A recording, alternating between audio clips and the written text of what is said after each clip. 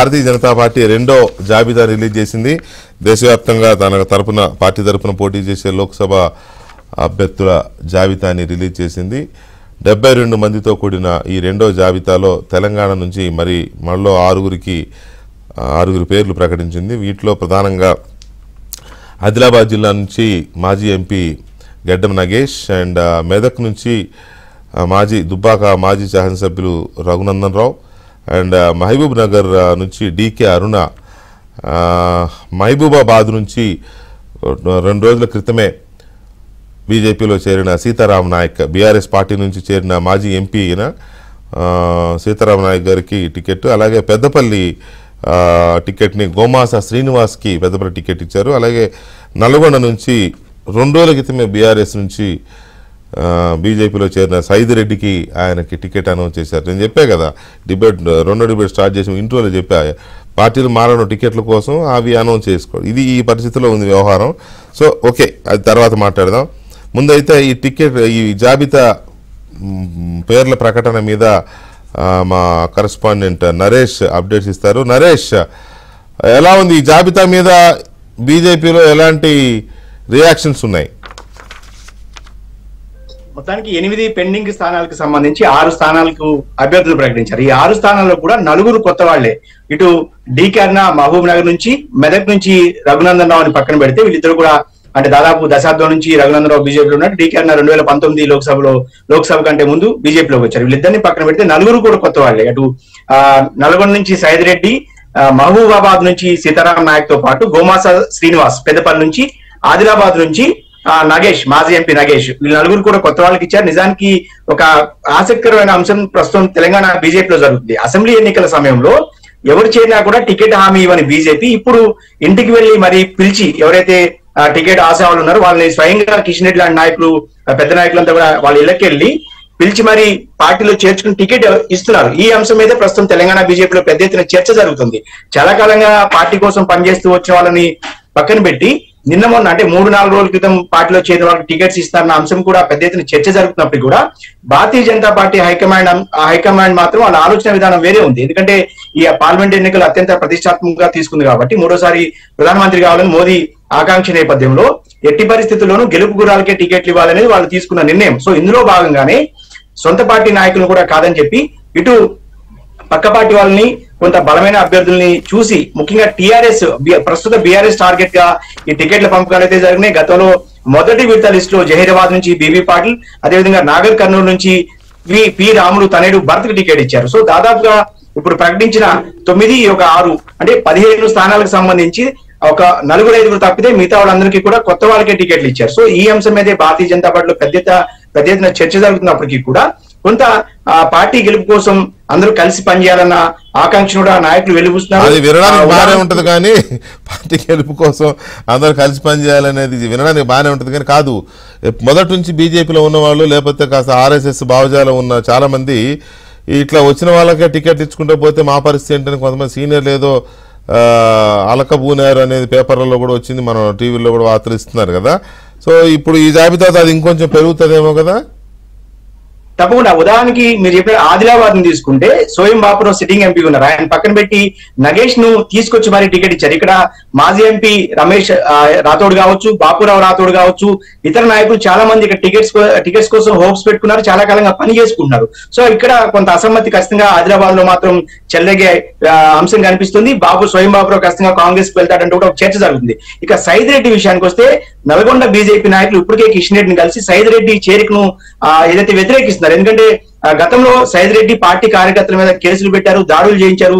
గుర్రంపోడు భూముల వ్యవహారం, ఏదైతే గిరిజన భూముల వ్యవహారంలో సైదిరెడ్డి పార్టీ కార్యకర్తల మీద కేసులు పెట్టారంటే కూడా పెద్ద ఎత్తున చర్చ. ఏదైతే సొంత పార్టీ నాయకులే నల్గొండకు సంబంధించిన బీజేపీ నాయకులు మొన్న పార్టీ కార్యాలయానికి వచ్చి ఫిర్యాదు చేసిన పరిస్థితి.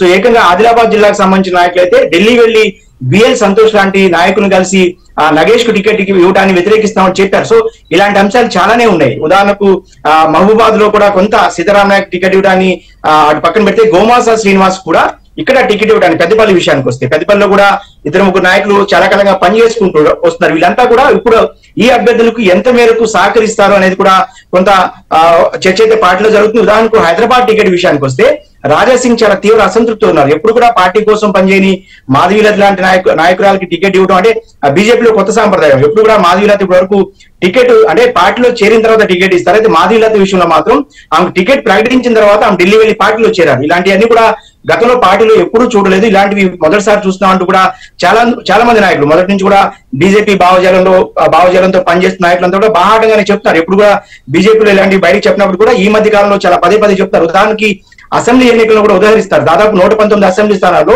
86 మందికి కొత్త అభ్యర్థులకు టికెట్ ఇచ్చారు. గడిచిన తాజాగా జరిగిన అసెంబ్లీ ఎన్నికలు కొత్తగా అనిపిస్తుంది. కానీ బీజేపీ మోదీ గారు ఎప్పుడైతే పగ్గాలు చేపట్టాడో అప్పటి నుంచి బీజేపీ స్టైల్ మారింది. మారబట్టే ఇట్లా ఒక్కొక్క రాష్ట్రాన్ని అశ్వమేధ యాగంలాగా చేసుకుంటూ వస్తున్నారు. అది ఇప్పుడు ఇక్కడికి వచ్చేసరికి ఇక్కడ అబ్బో ఏంటి బీజేపీలో ఇలా జరుగుతుంది అనుకుంటున్నారు. కానీ ఎప్పుడో మొదలైంది ఈనాడు ఇలాంటి ఇది. Right, anyway thank you very much Naresh. ఇక మనం దీని మీద మనం చర్చను చూద్దాం. మనతో బీజేపీ అధికార ప్రతినిధి పోరెడ్డి కిషోర్ రెడ్డి గారు ఉన్నారు. అలాగే బీఆర్ఎస్ అధికార ప్రతినిధి మాజీ corporation chairman, mineral development corporation మాజీ చైర్మన్ కృష్ణాంక్ గారు ఉన్నారు. అలాగే కాంగ్రెస్ అధికార ప్రతినిధి అద్దంకి దయాకర్ గారు కూడా మనతో చర్చలో పాల్గొంటారు. ముందుగా మీ ఇద్దరిదే అసలు ఇష్యూ, మీ ఇద్దరిదే ఈ అభ్యర్థుల కోసం కొట్లాట ఏంటండి? వాళ్ళ దగ్గర తీసుకొచ్చి మీరు టికెట్లు ఇస్తారు, వాళ్ళేమో అభ్యర్థులేక వాళ్ళు ఎత్తుక్కుంటున్నారు. అంటే అది మాకే సంబంధం మీరు అనొచ్చు, నిజమే, మీకేం సంబంధం, మరి అభ్యర్థులేక ఎత్తుక్కుంటున్నారంటే అది వాళ్ళ ప్రాబ్లం అది. కానీ ఈ రకమైన సిచ్యువేషన్ ఎందుకు వస్తుంది? ఇంతకుముందు ఎప్పుడు ఇలా మరీ బాధాకరం ఏంటంటే ఇవాళ పర్టికులర్గా ఆయన ఆరూరు రమేష్ విషయంలో కొట్టుకునే పరిస్థితి వెళ్ళిపోయారు కదా, మావాడంటే మావాడని. ఏమి ఇది బ్యాంక్రప్సీ లాగుంది. నేను ఒక పదం వాడాను, లీడర్షిప్ బ్యాంక్రప్సీ అని వాడారు. Please.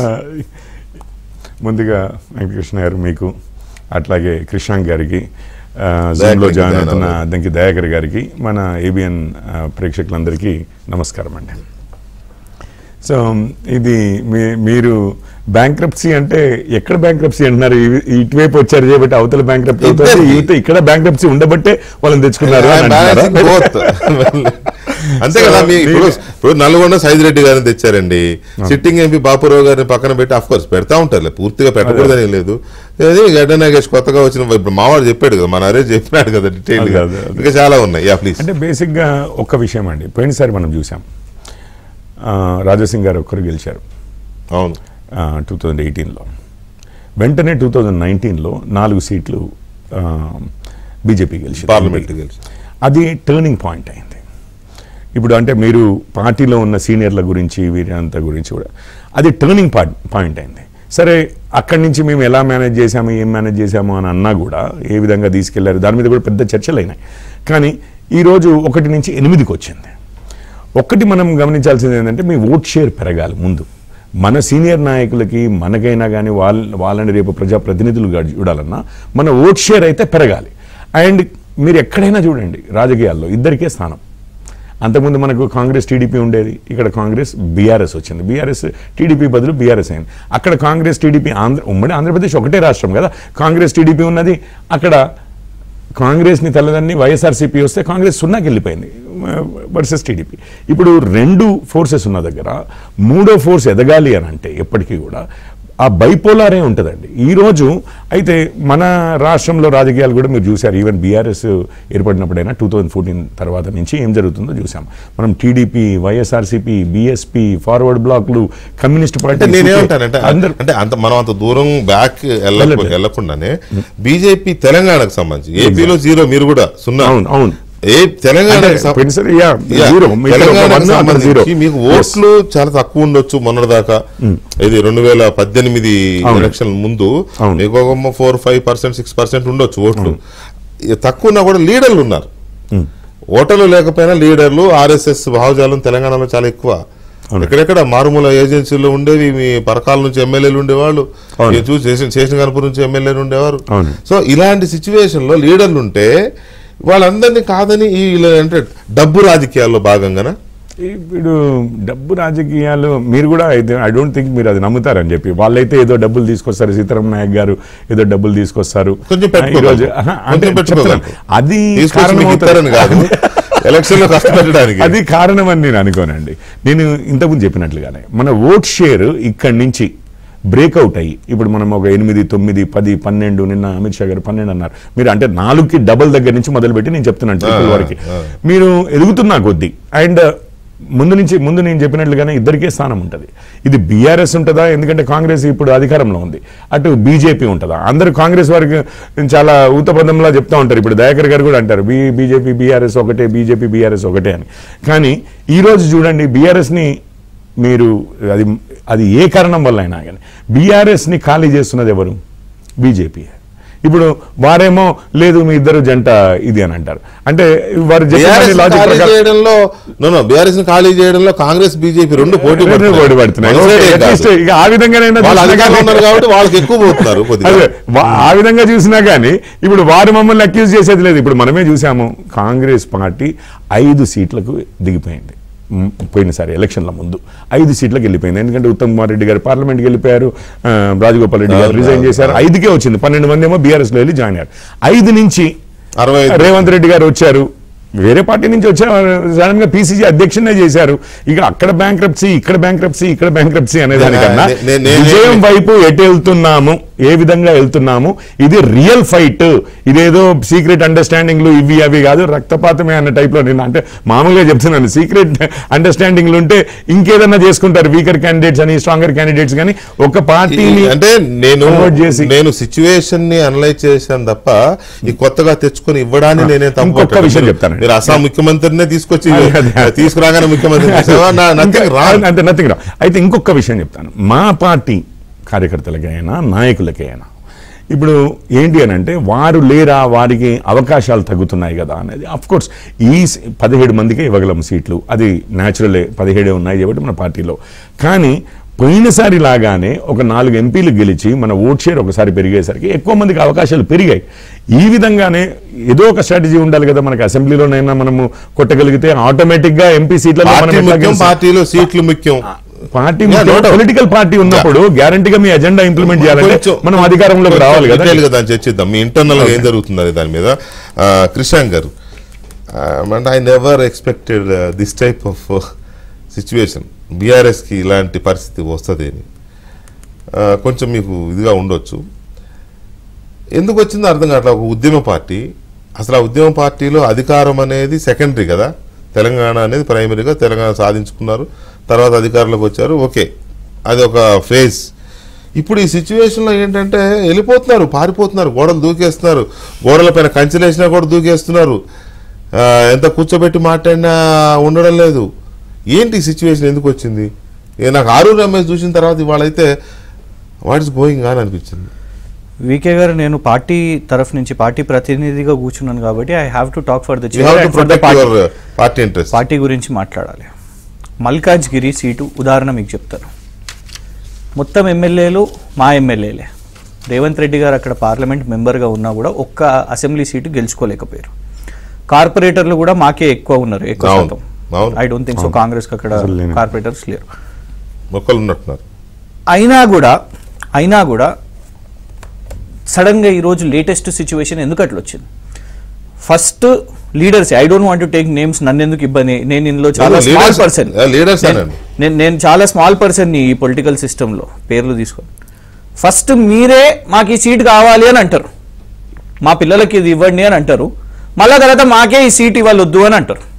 Who are you to reject? అసలు మీకు ఎవరికి అనౌన్స్మెంట్ కాలేదు. నిజం చెప్పాలంటే కొన్ని సీట్లు అనౌన్స్మెంట్ కాలేదు, నాకు అర్థమవుతుంది, అనౌన్స్మెంట్ కాలేదు. సో ఇది స్వార్థమా, పార్టీ తప్ప? ఇది పార్టీ తప్పు కాదు కదా.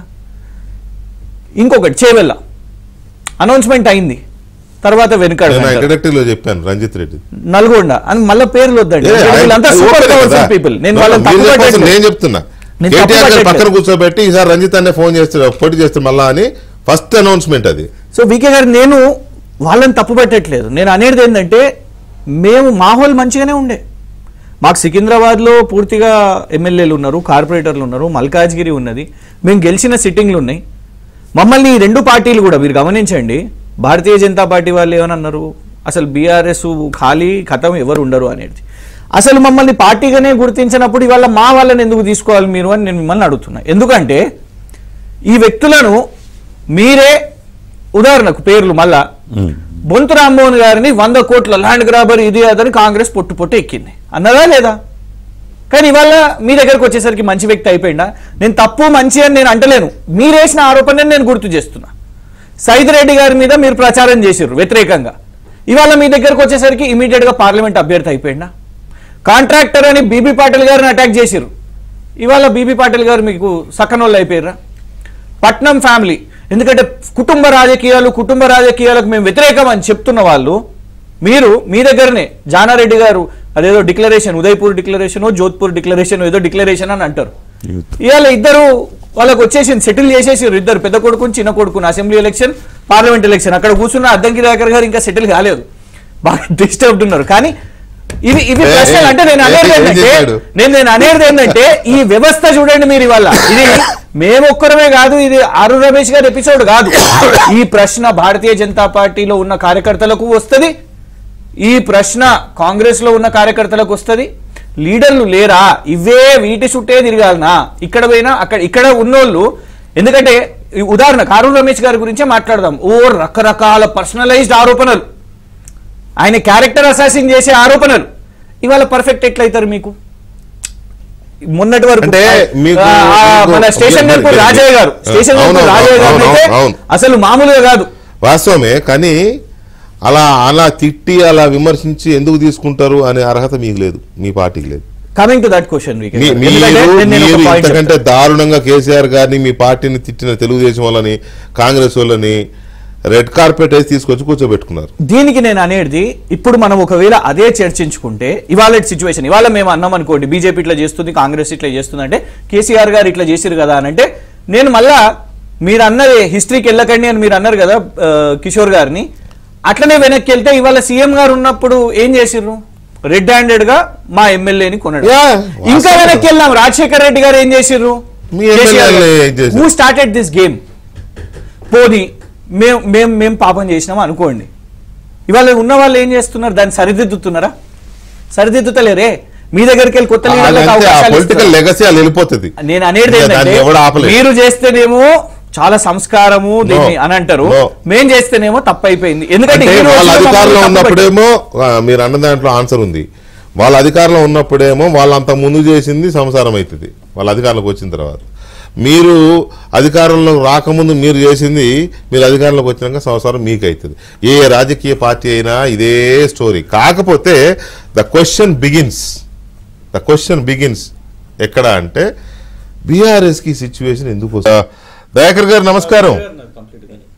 అదైనా ఒక్క నిమిషం దయాకర్ గారు, కృష్ణాకి మధ్యలో ఆపాను కదా ఇందాక.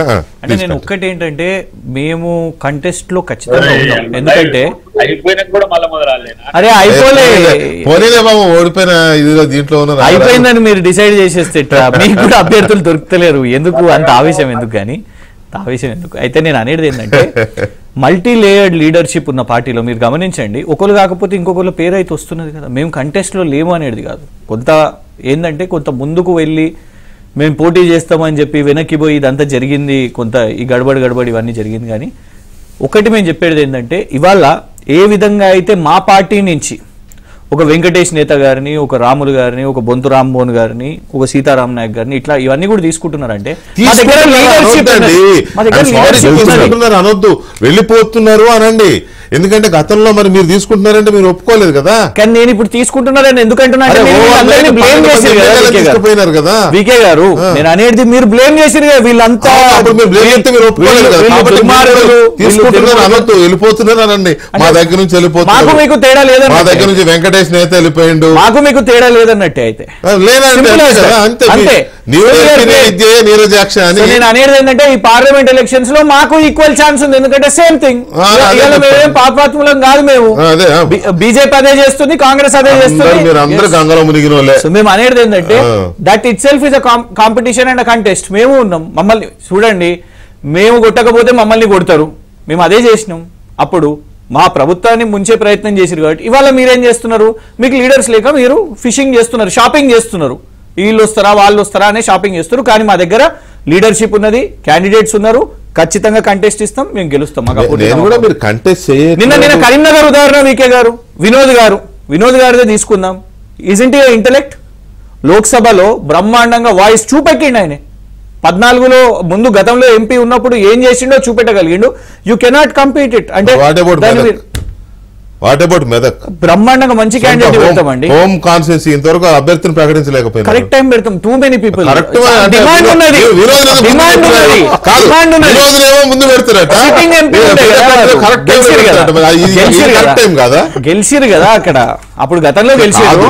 మెదక్ అనేది ఏంటంటే కాబట్టి ఇక నువ్వే చేసుకోపా అన్నట్టున్నారు. ఆయన బాగా నిజంగానే కూడా కొంత ప్రొయాక్టివ్ ఉండే కాబట్టి వినోద్ గారు మెదక్లో కూడా ముగ్గురు నలుగురు, ప్రతి నియోజకవర్గంలో ముగ్గురు నలుగురు అడుగుతున్నారు. ఒక మాట, మీరు బీఆర్ఎస్ ప్రతినిధిగా ఉన్నారు కాబట్టి that is your prime duty to protect your party interest, right? కానీ నేనేమంటా అంటే సిచ్యువేషన్ అలా లేదు. మీరు పైకి చెప్పుకున్నంత గట్టిగా అరిసినంత లేదు. చాలా చాలా సిచ్యువేషన్ చాలా అంటే నేను దయనీయం అనే పదం వాడను అంటున్నా, ముందే చెప్తున్నా. వాడను కానీ ఇవాళ మీ ఎమ్మెల్యేలో సగం మంది కాంగ్రెస్ తో మాట్లాడు, దయాకర్తో ముగ్గురు మీరు అన్న దయనీయమైన పరిస్థితి నుంచే తీసుకుంటే, మీరు అంటున్న మాటనే మా కార్యకర్తలు తెలంగాణ ప్రజలు గమనిస్తే కేసీఆర్ గారి పార్టీకి పరిస్థితి రావద్దు, మనం కాపాడుకోవాలని ఖచ్చితంగా దయాకర్ గారు. ఇప్పుడు నేనేమంటున్నా అంటే బీఆర్ఎస్ పార్టీ క్యాండిడేట్ల కోసం వెతుక్కుంటోంది. అఫ్ కోర్స్ 3-4 స్థానాల్లో వాళ్ళకి మంచిగానే ఉన్నారు, కానీ మిగతా చోట్ల సిట్టింగ్ ఎంపీలు వెళ్ళిపోతున్నారు కదా. అరే మీరే చేయండి అంటే మేము చేయమంటున్నారు. సో వాళ్ళ పరిస్థితి అది. బీజేపీ ఏమో బీఆర్ఎస్ నుంచి వచ్చే వాళ్ళని టికెట్ ఇచ్చి తీసుకుంటాం తప్పేం లేదు. బట్ వాళ్ళు కూడా కొత్త ఫేసులు ఎదుక్కొచ్చి బీఆర్ఎస్ వైపు చూస్తూ ఉన్నారు. సరే మీరు బీఆర్ఎస్ నుంచి వచ్చే వాళ్ళని తీసుకుంటున్నారు, కానీ టికెట్ల హామీ లేకపోయినా తీసుకుంటున్నారు మీరు. సో ఏంటి ఈ సిచ్యువేషన్ ని కాంగ్రెస్ పార్టీ ఎలా అబ్జర్వ్ చేస్తోంది? అంటే వెంకటకృష్ణ గారు, ఇప్పుడు ఒక రాజకీయంగా సందిగ్ధావస్థలో బీఆర్ఎస్, కొత్త ఆశలతో బీజేపీ ఉంది. కానీ వాళ్ళు డిక్లైన్ అవుతున్న క్రమంలో తెలంగాణలో ఈ ఆలోచనలు వాళ్ళకు వస్తున్నాయి. ఇప్పుడు వాళ్ళ యొక్క ఊహలన్నీ కూడా ఇప్పుడు కాంగ్రెస్ హవా నడుస్తున్న క్రమం ఇది. దాంట్లో మాకు 6 వస్తాయంటే ఫస్ట్ 6 వస్తాయని 12 అంటారు బీజేపీ వాళ్ళు. బీఆర్ఎస్ వాళ్ళు ఇండస్ట్రీ చెప్తలేరు, కానీ మాదేం తగ్గేదే లేని వాళ్ళు అంటారు. కానీ వాస్తవానికి 12+ నుంచి కాంగ్రెస్ పార్టీ ఆలోచనలు ఉన్నాయి. ఇంకా మంచి జరిగితే 14 వరకు పోవచ్చు అనేది అంచనా. ఎందుకంటే నార్త్ తెలంగాణ గతంలో కాంగ్రెస్ ఓటు చేయకపోవడానికి కారణం బీజేపీ. కానీ బీజేపీ గతంలో అక్కడ ముగ్గురు, ఒకరు స్వయం బాబురావు గారు, 2 నిజామాబాద్ మన ధర్మపురి అరవింద్ గారు, 3 సంజయ్ గారు.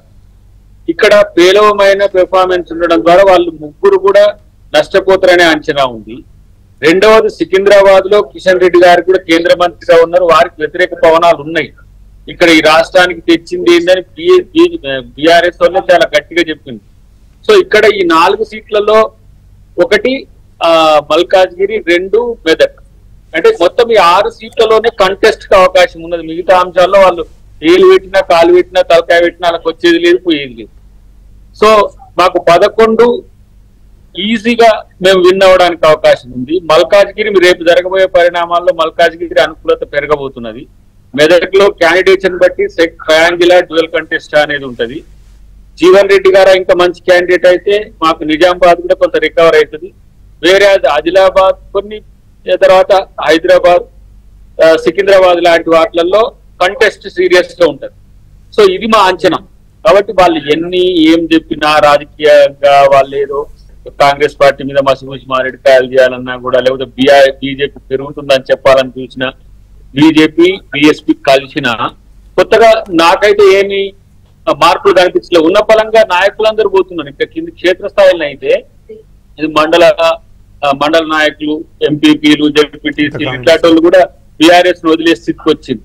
రెండవది మున్సిపాలిటీస్ కూడా చాలా వరకు వాళ్ళు చేయిదారిపోతున్నది. ఇప్పుడు ఈ రోజు అయితే ఆరూరు రమేష్ గారిని చూస్తే దీనంగా అనిపించింది. అది ఒకవేళ రాజకీయంగా నాకు ఆయన విషయంలో చూస్తే ఆయన పరంగా దీనంగా అనిపించలే, ఈ రెండు పార్టీల విషయంలో దీనంగా అనిపించింది.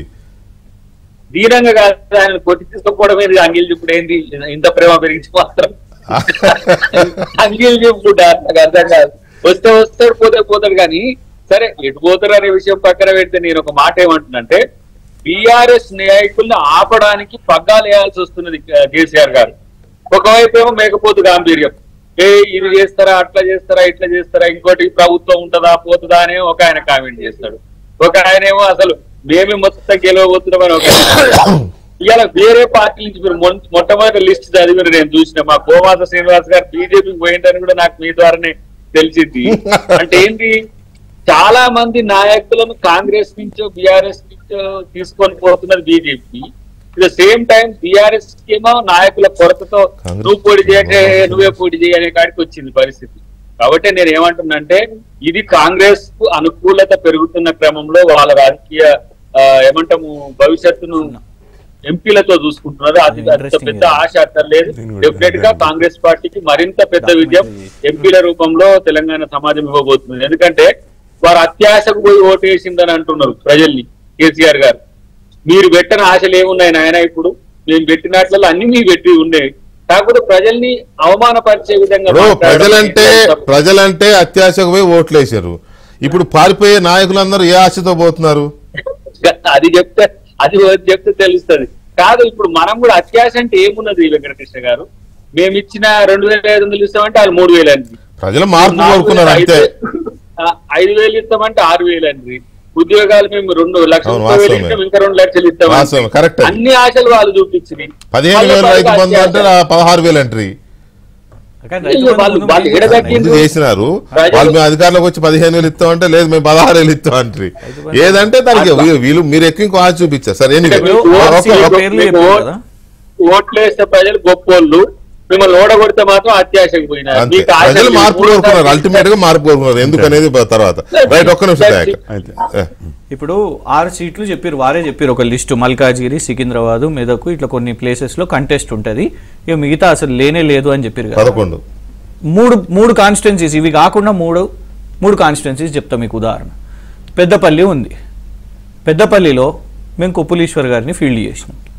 మీరేం చేసిర్రు, మా సిట్టింగ్ ఎంపీ వెంకటేష్ నేత గారిని సార్ తీసుకోలేదో పోయిందో వాట్ ఎవర్ ఇట్ ఈస్, ఎందుకంటే ఆయన గతంలో చెన్నూరు అసెంబ్లీ పోటీ చేసేది కాంగ్రెస్ నుంచి, మా దగ్గర వచ్చి మేము ఎంపీ టికెట్ ఇచ్చినాము, ఎంపీని చేసినాము, ఆయనే మళ్ళీ వెళ్ళిపోయాడు. కానీ వాళ్ళ ఇంట్లో పాపం టికెట్ వస్తలేదు అక్కడ.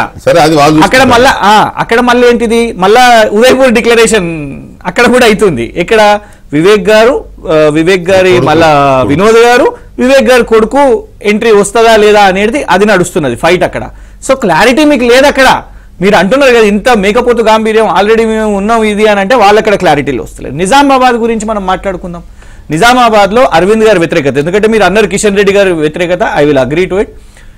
అరవింద్ గారిది ఉంది. పసుపు బోర్డు అనేది ఒకటి అనౌన్స్మెంట్ మోదీ గారు చేసిపోయారు. గెజెట్ లో కూడా తెలంగాణ అనే రాష్ట్రం ఏ రాష్ట్రంలో వస్తుందో మనకు తెలియదు. పసుపు బోర్డు 5 నెలలు అయిపోయింది, అక్కడ వ్యతిరేకత ఉంది. సొంత బీజేపీ నాయకులే ధర్నాలు చేస్తున్నారు, జిల్లా నాయకులు అక్కడ టికెట్ ఇవ్వకండి అనేది. హూ ఈజ్ యువర్ క్యాండిడేట్ చెప్పండి. అక్కడ పోయి ప్రచారం ఇంకేం రాలేదు, అక్కడ ఏం కార్యక్రమం రేవంత్ రెడ్డి గారిది మొదలు కాలేదు. కరీంనగర్ లో కూడా మళ్ళా మా దగ్గరికి వెళ్ళి అని ఏదో అన్నారు వాళ్ళు, లేదు ఇది దుష్ప్రచారం అని బాజిరెడ్డి గోవర్ధన్ రెడ్డి గారు ఖండించారు. కరీంనగర్ గురించి మాట్లాడదాం. మాది బహిరంగ సభ చూసిరు నిన్న. మేము ఆల్రెడీ ప్రచారం, వినోద్ గారు కొన్ని నెలల నుంచి ప్రచారం చేస్తున్నారు, వాళ్ళ అభ్యర్థి ప్రచారంలో ఉన్నాడు బండి సంజయ్ గారు, ఇద్దరి మధ్యలో నడుస్తున్నది. కాంగ్రెస్ కిదర్ హే. నేను అనేది ఈ యూఫోరియా ఇదేదో లేని దాన్ని ప్రొపగాండాని క్రియేట్ చేస్తున్నారు. లేదు అసలు ఒట్టి 6 సీట్లే ఇక్కడనే బీఆర్ఎస్ ఉంది. నేను చెప్పిన ఈ 3 ఉదాహరణనే మీరు చెప్పండి. కోనే ఆప్కే క్యాండిడేట్స్ వెతుక్కుంటున్నారా? లేదు వినోద్ గారిని కూడా అడుగుతారా? మళ్ళా వినోద్ గారు రండి మా కాంగ్రెస్ కి రండి అని. ఇది నిజం, ఇది నిజం. కాంగ్రెస్ ఇప్పుడు నేను చెప్పిన ఈ 3 ఉదాహరణలతోనే ఇది నిజం. మీరు రాష్ట్ర ప్రభుత్వం వచ్చిండొచ్చు గాక, కానీ మీరు అంటున్నట్టు మీ దగ్గర అభ్యర్థులు లేరు. ఇప్పుడు నేను మిమ్మల్ని అడుగుతాను, మల్కాజ్గిరి కూడా ఏమంటున్నారు? దయాకర్ గారు మీ దగ్గర అభ్యర్థులు లేరు అని ఒక ఎగ్జాంపుల్ తో ప్రూవ్ చేసే పనిలో ఉన్నాడు క్రిషాంక్. మ్యూట్ లో ఉంది. సార్ చెప్పండి వెంకటకృష్ణ గారు. మీ దగ్గర మీకు అభ్యర్థులు లేరు అనేది ప్రూవ్ చేయాలనుకుంటున్నాడు కృష్ణాంక్ గారు. కరీంనగర్, నిజామాబాద్. ఇంకా నేను అలిగేషన్ ఇస్తే మీరు కలిసి ఉన్నారు అని కూడా నేను అనొచ్చు. ఇది ఒక అండర్స్టాండింగ్ మాట్లాడు. అయితే 1:3 అయి తర్వాత పోకుండా వెంకటకృష్ణ గారికి ఎలిజిబుల్ క్యాండిడేట్లు ఎక్కువయ్యి మళ్ళా చేయకపోతే ఎల్లాకపోతే పుల్ల ఎట్లా సాటిస్ఫై చేయడానికి ఇప్పుడు కొత్తగా వస్తున్నారు కొంతమంది. రేపు డెక్కల్లో మళ్ళీ ప్లేట్ బ్రేకింగ్ చేసుకోవాలి. పెద్ద పేద బ్రేకింగ్ ఉన్నాయి. వాళ్ళని ఎక్కడ లీడ్ చేయాలి, వీళ్ళని ఇట్లా పెట్టాలని మేము గిలగిల కొట్టుకుంటుంటే మా క్యాండిడేట్ లీడ్ అనే స్థితి టీఆర్ఎస్ వచ్చిందంటే ఫస్ట్ మీ వాళ్ళని ఆపుకొని. అసలు నేను ఒక మాట చెప్పనా, pity about the TRS and pity about this అవసరమే లేదన్నా. అవసరం లేదు. అత్యంత హీన మా సీట్లు అనౌన్స్ చేసినాం. మీరు సిట్టింగ్ లో ప్రభుత్వంలో అనౌన్స్ చేయలేదు. ఎన్నైనా 3 వచ్చి ఒకటి ఆన్ హోల్డ్ అనుకుంటా ఇన్ బ్రాకెట్. ఢిల్లీ నుంచి రావాలి కదా, ఢిల్లీ పోయింది కదా, 2 టికెట్లు అయినాయి ఇప్పటికే. ఫస్ట్ సీట్ వంశీచంద్ర రెడ్డి గారిది రాష్ట్రంలో మీ అధ్యక్షుల వారు అనౌన్స్ చేసిన ఫస్ట్ సీట్ ఏఐసిసి నుంచి బ్రాకెట్స్ లో ఆన్ హోల్డ్ అని వచ్చింది. వెంటనే ఆయన అనౌన్స్ చేశాడు. ఆయన వాళ్ళ సరే వేణుగోపాల్ నువ్వు భలే శ్రీశాంక్ అని పెట్టి మమ్మల్ని అభిప్రాయాలు చెప్పడానికి చెప్పాయా, లేకపోతే ఇట్లా మంచిగా అంటే మీరు జాలి పడుతున్నారు కదా మా మీద. మీ జాలి మీ సానుభూతి మాకొద్దు. మేము బ్రహ్మాండంగా ఉన్నాం, పోయేదేదో పోతుంది ఉన్నదేదో ఉంటది అని ఆయన స్వయం బాపురావు గారు ఏదో ఉన్నారంటే. సరే ఒక విషయం, సరే ఇంతసేపు బానే డిస్కషన్ని మన లోకల్ లెవెల్కి కేంద్రీకరించాం.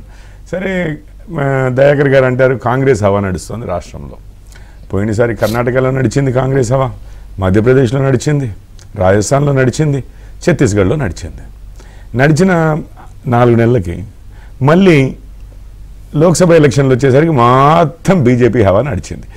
ఈ మధ్యప్రదేశ్, ఛత్తీస్గఢ్, రాజస్థాన్లలో ఏదైతే ఉందో ఆ 3 రాష్ట్రాల్లోనే వాళ్ళకి వచ్చిన దానికన్నా మొత్తం దేశంలో వచ్చిన దానికన్నా మాకు 9 సీట్లు ఎక్కువ వచ్చినాయి. కర్ణాటకలో 25 మాకు వస్తే వారికి 1 సీట్ వచ్చింది. ఈరోజు సేమ్ లాజిక్. ఈరోజు ప్రజలకు కూడా తెలుసు అది అసెంబ్లీ ఎన్నిక, ఇది పార్లమెంట్ ఎన్నిక. పార్లమెంట్ ఎన్నికలు పోయినసారి మా ఓటు శాతం ఇప్పుడే వెంకటకృష్ణ గారు కూడా అన్నారు 1 సీట్ వచ్చినప్పుడు అది ఎమ్మటే ఇమీడియట్గా 4 నెలల్లో ఎలక్షన్లు అయితే 5 నెలల్లో ఎలక్షన్లు అయితే అది 19% ఎదిగింది. పోయినసారి 7% ఉన్నది, ఇప్పుడు మేము 14లో ఉన్నాము. 14 నుంచి పోయినసారి 19 ఎక్కడైతే ఉందో ఇప్పుడు 30-35% మినిమం అయితే వెళ్ళే ఇది ఉంది. దేశం మొత్తంతో కూడా కాంగ్రెస్ ఏ విధంగా అసలు కాంగ్రెస్ బోటు వదిలేసి, మనము ఇంతసేపు మాట్లాడడం చేపట్టి కేవలం బీఆర్ఎస్ క్యాండిడేట్లు కనిపించారు. మీరు కాంగ్రెస్ బోటు వదిలేసి ఎవరెవరండి ఈవెన్ మాజీ ముఖ్యమంత్రులు వెళ్ళిపోతున్నారు. ఇటు యువ నాయకత్వం ఏకే ఆంటోనీ గారు, లేకపోతే జితిన్ ప్రసాద్ గారు, అక్కడ జ్యోతిరాదిత్య సింధియా గారు వెళ్ళిపోయి చాలా రోజులు అయింది. నేను ఇటు పైనుంచి వెళ్ళిపోతున్నారు, కింది నుంచి వెళ్ళిపోతున్నారు, మొత్తం ఖాళీ అవుతుంది. దోస్తులు కూడా వెళ్ళిపోతున్నారు. ఇప్పుడు మీరు హవా హవా హవా అంటున్నారు. దేశంలో మొత్తము ఎలక్షన్ జరిగేది పార్లమెంట్ కాబట్టి ఈ రాష్ట్రంలో ఎవరున్నారు అధికారం ఇచ్చారు. మాత్రమే ఈ డిబేటింగ్ కన్ఫైన్ చేశారు. కాకపోతే ఇన్ఫ్లుయెన్స్ ఏ విధంగా ఉంటది కాబట్టి వీళ్ళు చెప్పే ఇవన్నీ కూడా ఇప్పుడు నడిచేది కాదండి. అందుకే పార్టీలోకి అత్యధికంగా ఇంట్రెస్ట్ చూపిస్తున్నారు రావడానికి. మీరు ఒక విధంగా ఏమంటున్నారంటే ఎవరు లేరు చేయబట్టి వస్తున్నారని అనుకోవచ్చు, కానీ నేననేది మా పార్టీలోకి అత్యంత ఇంట్రెస్ట్. మోడీ గారి వేవ్ కూడా ఒకటి నడుస్తుంది దేశం మొత్తంలో. నేను అన్నది ఒక యాంగిల్లో ఏమన్నా మరి వ్యాలిడే. ఎట్లా అంటే మనకు ఇక్కడ రేవంత్ అక్కడ మోడీ అనుకుంటారేమో ప్రజలు, చెప్పలేము. వైజ్ గా ఆలోచించి మాకు కేంద్రంలో పార్లమెంట్ ఎన్నికలు ఇవి, ఇక్కడ అసెంబ్లీ ఢిల్లీలో మోడీకి కూడా మూడింది. అక్కడ రాహుల్ ఇవి పార్లమెంట్ ఎన్నికలు అని భావిస్తే ఆ ఎన్నికలకు అవసరమైన ఓటు కూడా వాళ్ళు వేస్తారు. దాని